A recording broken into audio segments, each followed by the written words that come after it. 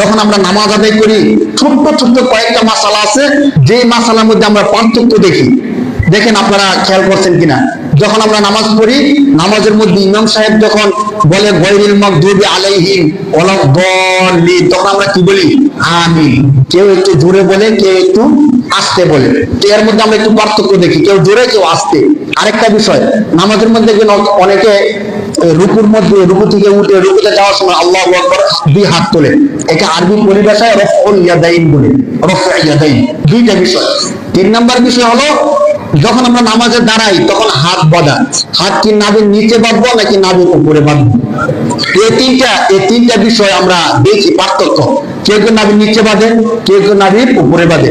ইখতিলাফের এই বিষয়গুলো সহনীয় পর্যায়ের, কিন্তু আমরা নিজেরা কঠিন বানায় ফেলি যে তার নামাজ হয় না, এই না সেই না। ভাই, সে তো নামাজ পড়তে আসছে, আপনি তো তাকে নামাজ থেকে বের করে দিচ্ছেন যে তার নামাজ হয় না বললেন। এই বিষয়গুলো কিন্তু আমরা কেউ না করি, সতর্ক থাকি। আমরা সবাই ভাই ভাই, আমরা চাই কোরআন হাদিস অনুযায়ী আমল করতে চাই, কোরআন হাদিস অনুযায়ী আমল করবো, কেউ কাউকে তিরস্কার করবো না। আল্লাহ কোরআনের মধ্যে বলছেন যে মুমিনদের গুণ হলো মুহাম্মদুর রাসূলুল্লাহ ওয়াল্লাযীনা আশিদ্দাউ আলাল কুফার রুহামাউ বাইনাহুম। আমি শেষ আয়াতের তাফসীর করে শেষ করে দিব। আল্লাহ বলতেছেন যে যারা মুহাম্মদের উম্মত সাল্লাল্লাহু আলাইহি সাল্লাম, তাদের সবচেয়ে বড় গুণ হলো তারা কাফেরদের প্রতি কঠোর আর মুমিন ভাইদের প্রতি সহনশীল। সুবহানাল্লাহ। মুমিনের গুণ কি ভাই? কাফেরের প্রতি কঠোর, আর মুমিন মুসলমান নামাজি তাদের ব্যাপারে কি সদয়। কিন্তু আমাদের উল্টো হয়ে গেছে গা।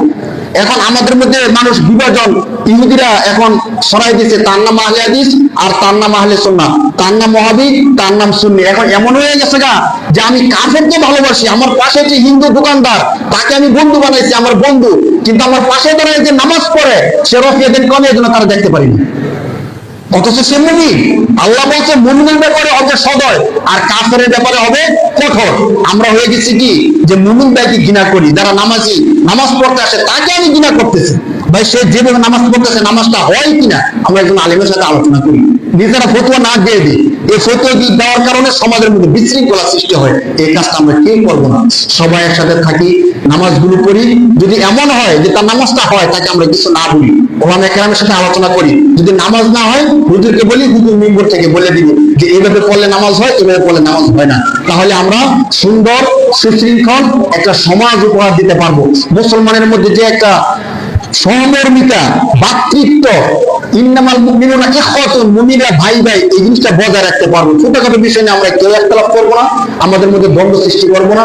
সুন্দরভাবে নামাজগুলো পড়তে পারি। আল্লাহ তৌফিক দান করুন। সবাই বলি আল্লাহুম্মা আমিন।